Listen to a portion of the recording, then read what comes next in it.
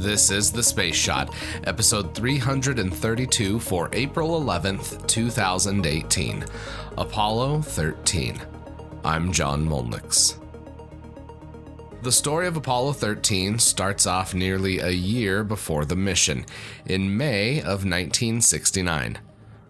One of the liquid oxygen tanks was removed from the Apollo 10 command module so it could be modified. During this process, it, quote, was dropped 2 inches, slightly jarring an internal fill line. The tank was replaced with another for Apollo 10 and the exterior inspected. The internal fill line was not known to be damaged, and this tank was later installed on Apollo 13. Years later, in March of 1970, during a countdown demonstration for the Apollo 13 mission, engineers dealt with a problem from this tank. The oxygen tanks in the command module held liquid oxygen that was used for atmosphere in the spacecraft and were critical in the functioning of other life support and power systems in the command and service module. The Apollo 13 command module relied on fuel cells for power, so these spacecraft carried both hydrogen and oxygen tanks. One of the byproducts of these fuel cells was water, which is what the crews could drink during their mission. Here's some more on tank number 2, serial number 10024X-TA0009, the tank that ruptured on Apollo 13.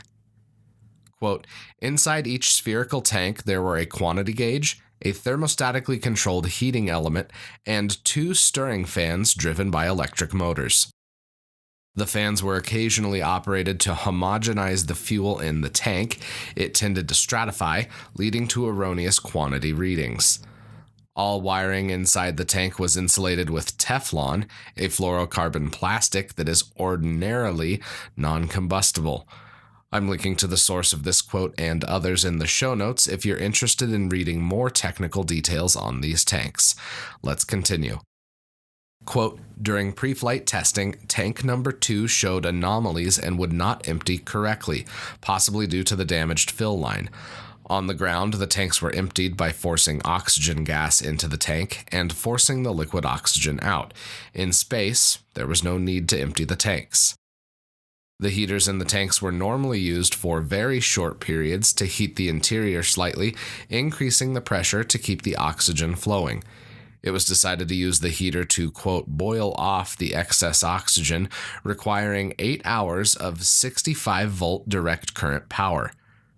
This probably damaged thermostatically controlled switches on the heater designed for only 28 volts. It is believed that the switches welded shut, allowing the temperature within the tank to rise to over 1,000 degrees Fahrenheit. The gauges measuring the temperature inside the tank were designed to measure only to 80 degrees Fahrenheit, so the extreme heating was not noticed. The high temperature emptied the tank, but it also resulted in serious damage to the Teflon insulation on the electrical wires to the power fans within the tank. In view of the difficulty of replacing the oxygen shelf, a job that would take at least 45 hours, and the possibility that other components might be damaged in the process, and the launch delayed for a month, NASA and contractor officials decided not to replace the tanks. Even though there was a backup window the next month, Apollo 13 lifted off on time on April 11th, 1970 at 2:13 p.m. Eastern Time. The original goal of this mission was to land in the hilly upland region of the moon, the Fraumora Highlands. The original crew members for Apollo 13 were astronauts James A. or Jim Lovell, Thomas K. Ken Mattingly, and Fred Hayes. Ken Mattingly was inadvertently exposed to the German measles in the days before launch, necessitating his replacement. This meant that John L. Jack Swigert, as he was known, became the command module pilot just days before liftoff. The crew switch at the last minute wasn't the only unexpected event for this mission. During launch, there was also a severe oscillation issue with the center engine on the second stage. Quote, thrust chamber pressure oscillations in the center engine diverged from a level of 10 to 500 psi, peak to peak, in only 3 seconds. Acceleration reached 68 Gs at the center engine attachment, which translated into 3 inches of stroke. A quick note, a stroke in this case is referring to how much the center engine pushed against the structure of the S2, the second stage of the Saturn V. The center engine was shut down by a thrust chamber pressure OK switch that sensed low average chamber pressure and initiated shutdown before any detectable failure. The vibration was confined to the center engine of the S2 stage, and the outer 4 engines burned extra long to make up for the center engine's early cutoff. One of the things I love about researching for this podcast is how topics seem to meld together at the most opportune times. I talked about pogo oscillation issues just a few days ago in episode 325. Thankfully, the center engine shut down without any further incident, and the outer engines were able to place the third stage into the correct orbit, sending the crew of Apollo 13 to the moon. We'll return to this mission at 55 hours, 46 minutes into the flight, the moment the tank ruptured. For the rest of today's episode, I'm including mission audio from launch up through the third stage shutdown and coast. Listen to the next 24 minutes or so if you'd like to. I'd highly recommend catching as much of it as you can. I'm John Molnix, and I'll catch you on the flip side. At the T-minus 50-second mark. We'll be keeping an eye on that power transfer at T-minus 50 seconds. The S4B propellants, now all pressurized. S4B propellants, that's the third stage of the Saturn V pressurized. 1 minute, 15 seconds, and counting. The spacecraft equipment now is on its own internal cooling. It's been sharing its cooling getting its cooling from an external power source up to this time. We're now approaching the T-minus 1 minute mark. T-minus 1 minute, T-minus 1 minute, and counting. Now in the final minute of our countdown. At the 30-second mark, swing arm number 1 will retract. T-minus 50 seconds. As we pass the T-minus 50-second mark, the power transfer takes place. First stage, second stage, third stage, and the instrument unit going to internal power. T-minus 37 seconds, and our count continues to go well. We'll be looking for an ignition of those 5 first stage engines at the T-minus 8.9 second mark. We've passed T-minus 30, T-minus 25 seconds and counting, and Apollo 13 is go. T-minus 20 seconds, T-minus 20 seconds and counting. 17, guidance release. 15, 14, 13, 12, 11, 10, 9, 8. Ignition sequence has started. 6, 5, 4, 3, 2, 1, 0. We have commit and we have liftoff at 2:13. The Saturn V building up to 7.6 million pounds of thrust, and it has cleared the tower. This is Mission Control Houston. We appear to have a good first stage at this point.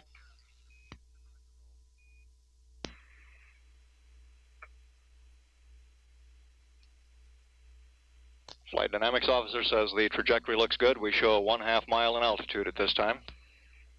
13 Houston, go at 30 seconds. Roll complete and we're pitching. Roger that. Stand by for mode 1 Bravo. Mark 1 Bravo. 1 Bravo. Yes, command. Altitude 1.2 miles, velocity 1,500 feet per second.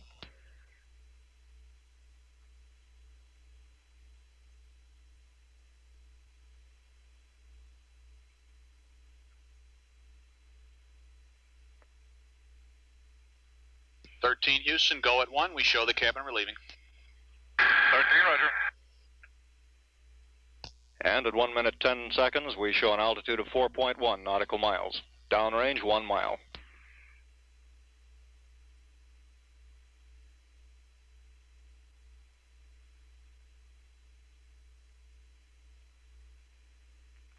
All sources continue to report we're go. The trajectory on our plot boards is right on the pre-planned line.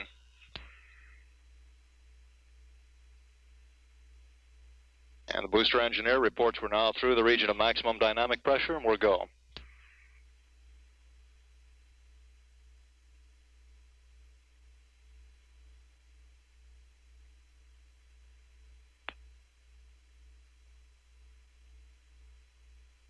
13 Houston, stand by for mode 1 Charlie.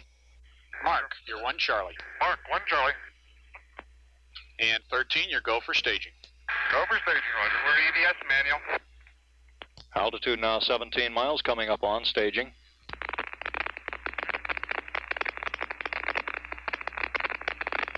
Step forward. Jim Lovell reports the inboard engine has shut down as scheduled. We confirm inboard out 13, you're looking good. Roger.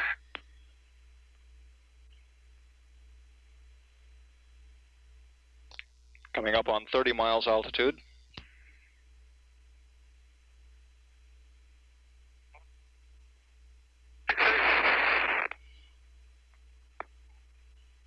There's no ignition. Roger.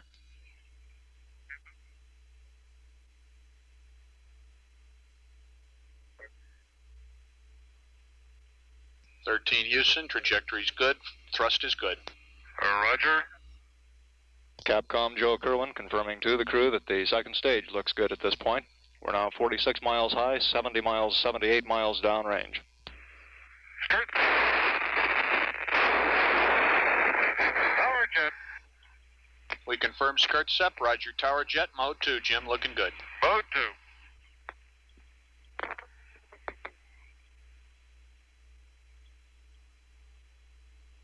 Launch vehicle.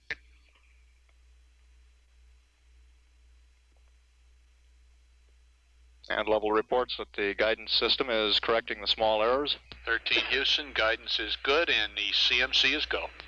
Okay, thank you. 13, Roger.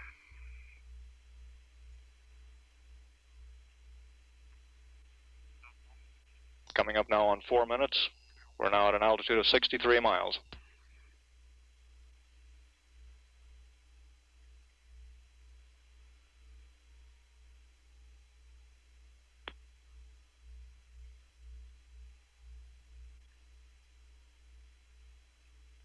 At 4 minutes 15 seconds, the trajectory. Houston, your go at 4 minutes, so little red lines are right on the little white lines down here. Sounds good.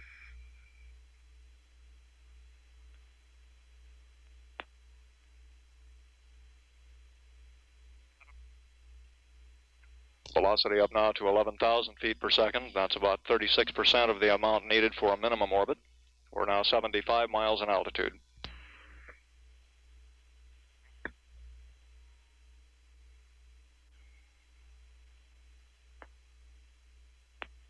...222 miles downrange now. The ECOM reports... Up 5 minutes, you're looking perfect, over. 13, Roger. And our ECOM reports that the cabin pressure is sealed at 6.1 pounds, which is normal. We're now 250 miles downrange, altitude 81 nautical miles.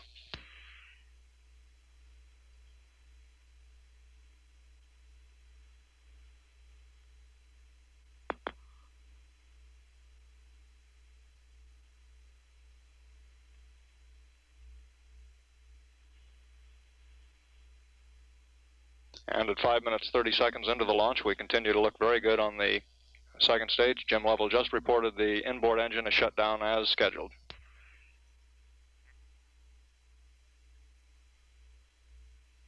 "13 Houston, stand by for S4B to COI capability." S4B to COI, Roger. Roger, you've got it now, Jim. We've got S4B to COI.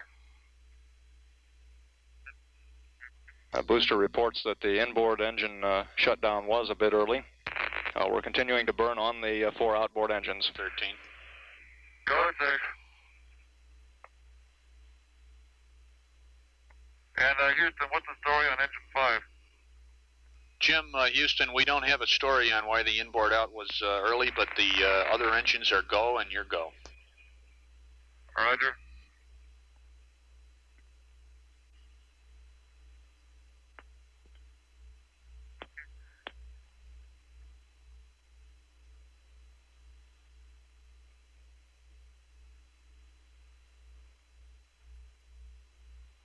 At 6 minutes 40 seconds. Still looking good. Your gimbals are good. Trim is good. Roger.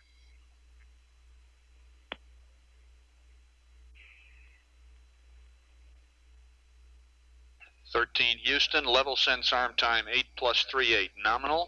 S2 cutoff time 9er plus 48. Over. Roger, nominal on the level sense arm, 948 on the S2 cutoff. That's affirmative, and stand by for S4B to orbit. Mark, you have S4B to orbit, Jim. Roger, we have S4B to orbit.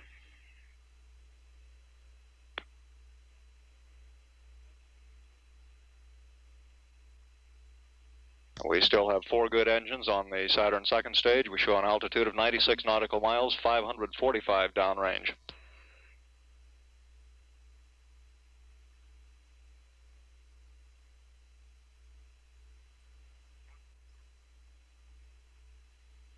And at 7 minutes 45 seconds, booster reports we are go. All 4 engines remaining looking good.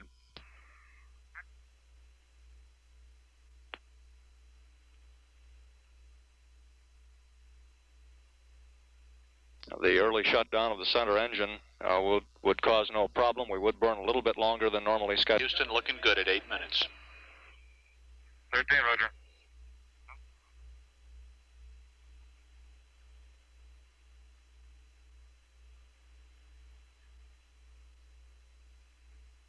And at 8 minutes 17 seconds, we show a velocity of 18,000 feet per second. That's about 71% of the amount needed for a minimal orbit.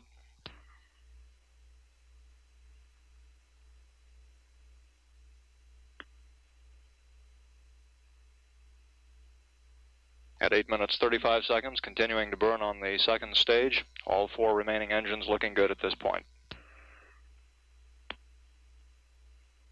Apollo 13 Houston, mark level sense arm. Mark level sense arm, roger.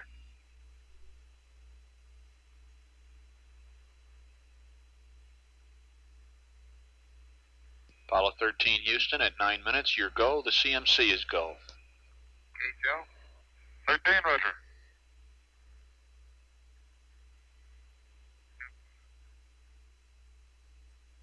Our predicted shutdown time on the second stage is 9 minutes 48 seconds.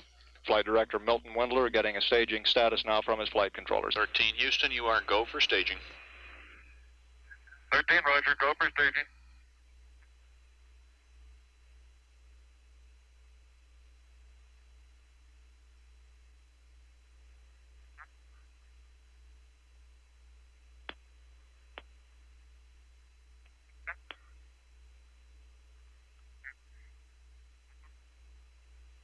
Apollo 13 Houston, stand by for mode 4 capability. Mark, you have mode 4, Jim. Mode 4, roger. Staging. And level report staging. And S4 ignition, Houston. Roger that, Jim. Thrust looks good. Roger.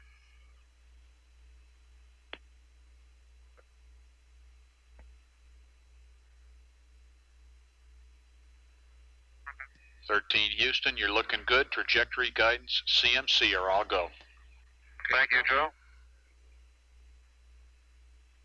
And at 10 minutes 30 seconds, we are now 102 miles in altitude, 1,080 miles downrange.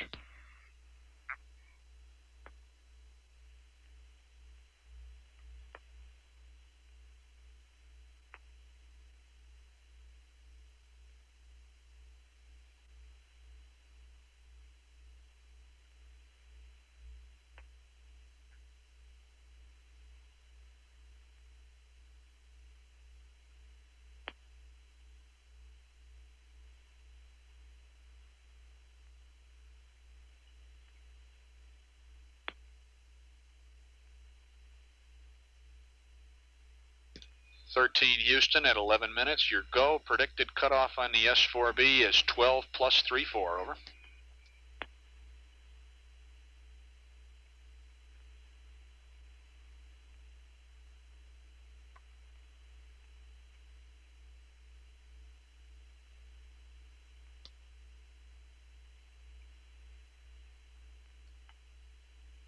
Apollo 13 Houston, your go at 11 and a half, and predicted cutoff time is 12 plus 34, over.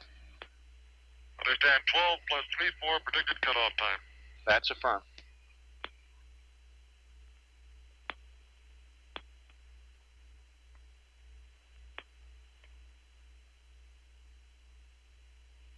Coming up on 12 minutes, still looking good.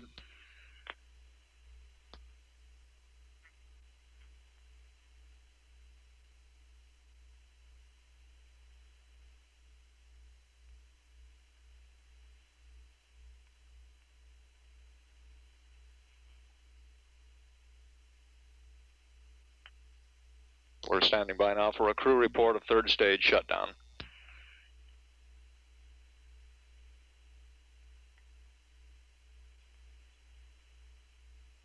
Seco. Copy Seco, Jim. We're looking at the diskey. Roger.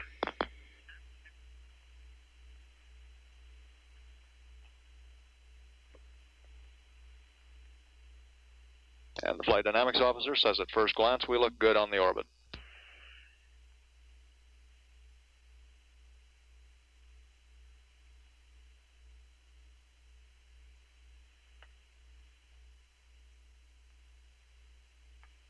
Apollo 13 Houston, you have a go orbit all sources and the booster is safe, over.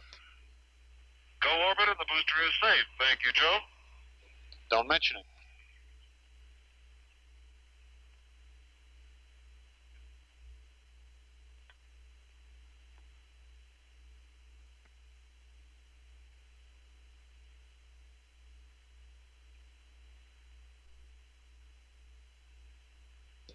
Houston, we copy your noun 44. Yep.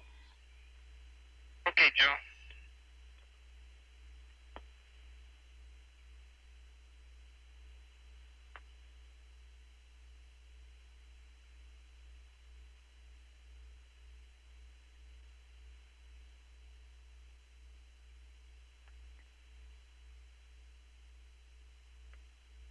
The booster engineer reports at this time that the S4B third stage looks good, being configured now for orbital operations. We're standing by for a confirmation from the flight dynamics officer of our preliminary orbit.